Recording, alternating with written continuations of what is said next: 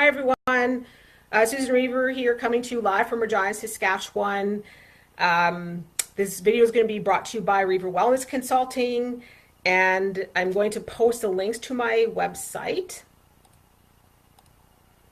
And okay, now we're public. So again, Susan Rever coming to you live from Regina, Saskatchewan. So I'm going to post a link to my website and blogs below, so you can go to the Rever Wellness Consulting website and check out my consultation services. And I also write 2 blogs that deal with different health issues, the Organictarian and a healthful lifestyle.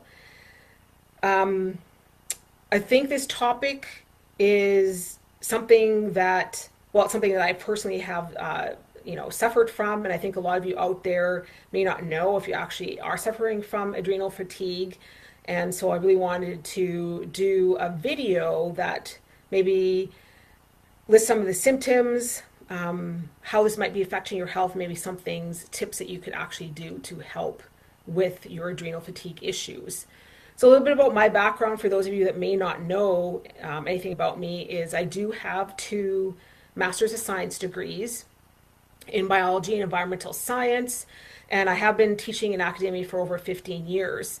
Now, my background is interdisciplinary, where I have Bachelor of Science degrees and diploma certificates in more than one discipline, and that includes biology and nutrition, botany and horticulture, the environmental science, aromatherapy, nutrigenomics, dietary supplements, and health and safety.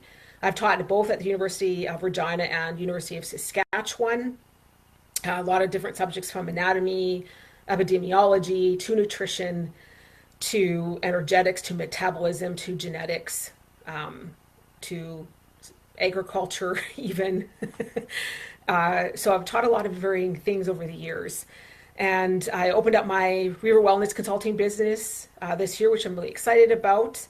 I left teaching academia last year full time due to workplace bullying and harassment. So very excited. Hopefully I can help a lot of people with all of the sort of my knowledge and personal experience that I've sort of obtained over the years.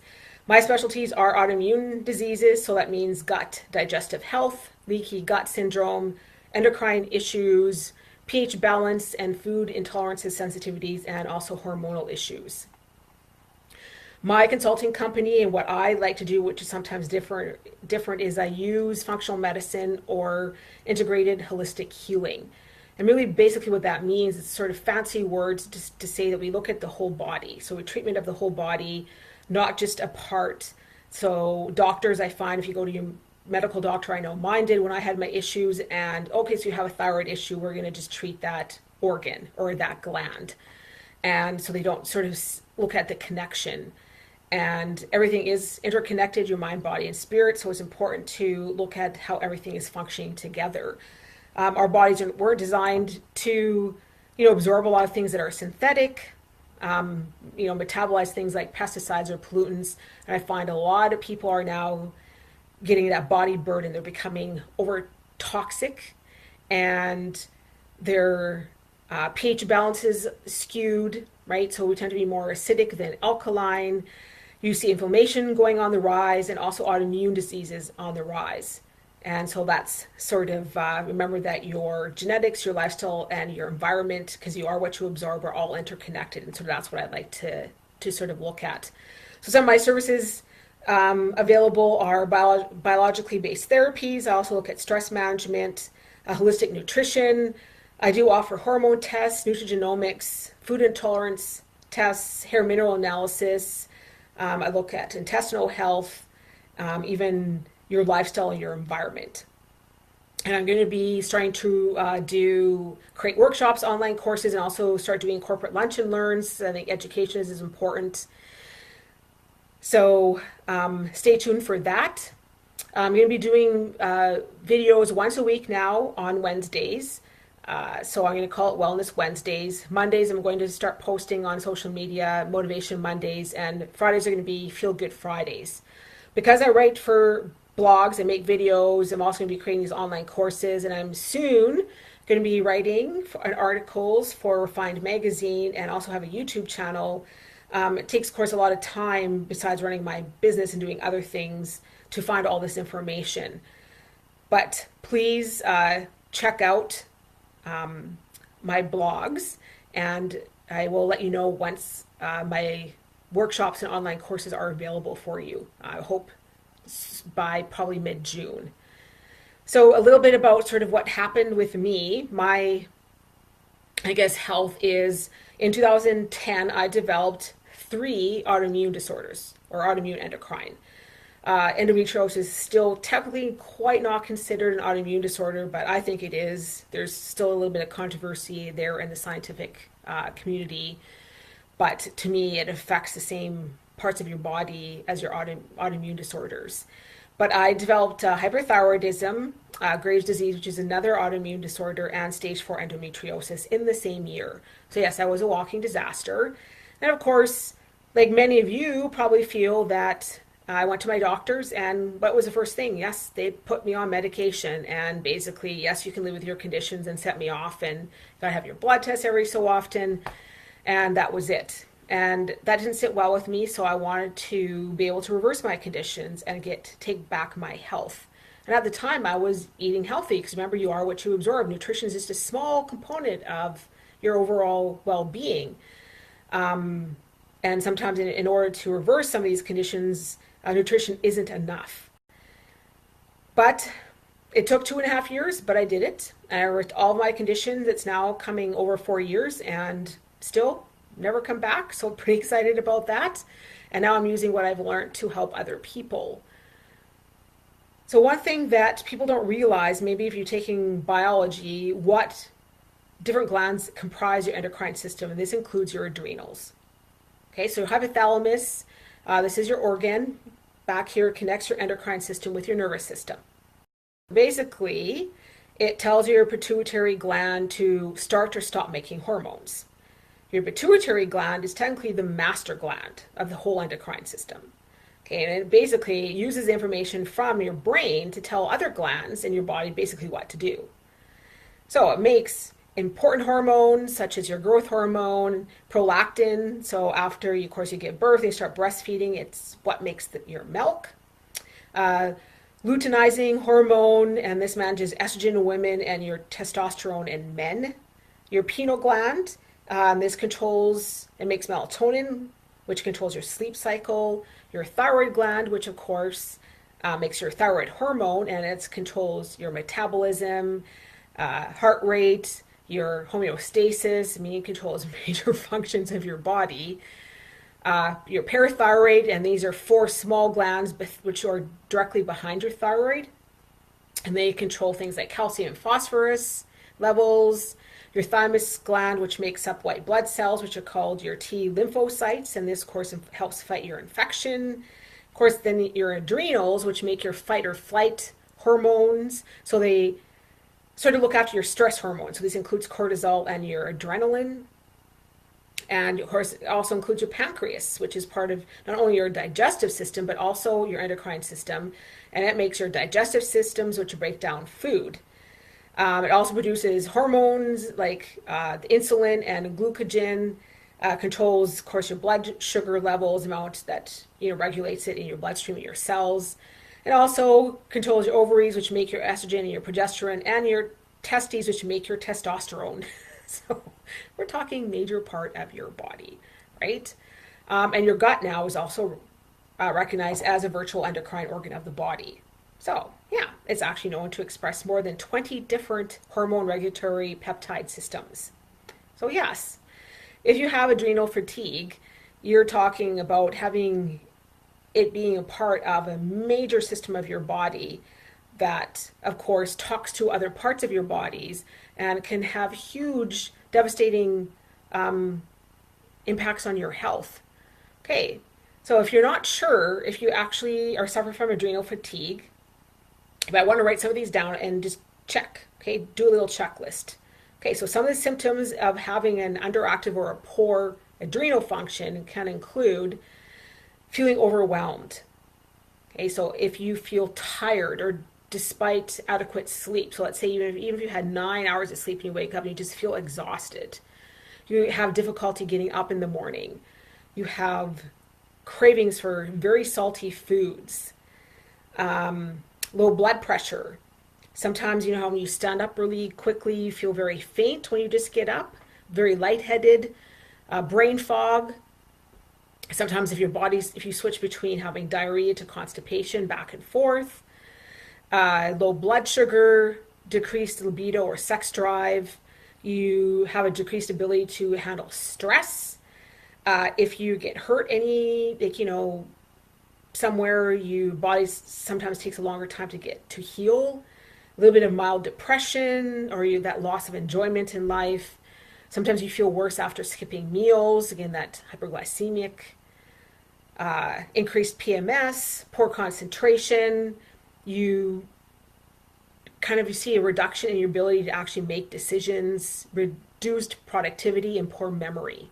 That's actually a big list. But if any of these sound familiar, then again, you could have adrenal fatigue. Now, the problem is, remember, again, what your adrenals do just quickly at a glance is they control your cortisol and your adrenaline levels. Okay, so these are your important stress hormones. And it's not that cortisol is bad, you actually need it to survive. You could not live without it. It's also a very important anti-inflammatory hormone, so it actually helps sort of cool down inflammation, cool things down. Then if you are someone who has Hashimoto's disease, you tend to have low levels of cortisol, and often doctors aren't going to check to see if you have adrenal fatigue. So if they haven't checked that, you may want to go back and talk to your doctor about having your adrenals checked. Other tests that you can sort of do yourself or have your doctor do is the irritability test. If you find that you're feeling very irritable or overwhelmed, these can be two big signs of adrenal dysfunction. Of course, low blood pressure. So that means if your blood pressure is below 120/80, this means that your adrenals are underactive, or you could also be dehydrated. Pupil contraction. So what happens normally is if you're out in the dark, your pupils dilate, right? So they enlarge. And if you're in the light, they get smaller, so they contract. So if you have adrenal dysfunction, you can sometimes suffer from light sensitivity, difficulty seeing in bright lights. Sometimes you have to wear sunglasses. You might feel like a vampire in the daylight. Unstable temperatures. Again, that low unstable morning temperatures, you might feel very cold. Of course, this again is linked to often hyperthyroidism. Again, that craving for salty foods. So instead of being able to just take a serving full of, say, chips, you have to have the whole bag all the time because that craving for salt is very strong, or chips or crackers. Hormone tests, and this is something I offer in my Rever Wellness consulting business. So you want to get your cortisol levels checked because normally, of course, if you've had a good sleep, you wake up and you feel, very rested in the morning, and you kind of jump out of bed, you're bright-eyed, you feel great, want to face the day. While people who have adrenal dysfunction tend to have the opposite function, right? So you're dragging your butt in the morning, really have a hard time getting up, right? You only feel kind of pretty good between 2 and 8, and sometimes you get a second wind at bedtime.